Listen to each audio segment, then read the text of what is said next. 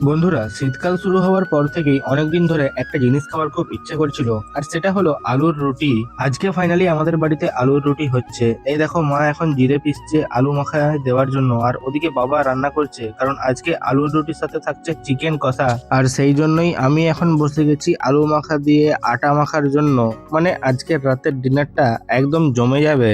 আটা মাখা শেষ হতেই মা এখন লেচি করে নিয়ে রুটি বেলতে শুরু করে দিয়েছে। রুটিগুলো দেখতে এত সুন্দর হচ্ছে যে ভিডিও করতে করতেই খিদে পেয়ে যাচ্ছিল। তার ঠিক কিছুক্ষণ পরেই ফ্রাই প্যানে তেল দিয়ে মা নরম নরম করে আলুর রুটি ভাজতে লাগলো। সত্যি বলছি, ওই দৃশ্যটা দেখেই আমার জিভে জল চলে আসছিল। তোমরা এই শীতে কি কি খেতে পছন্দ করো সব থেকে বেশি, কমেন্ট করে অবশ্যই জানিও।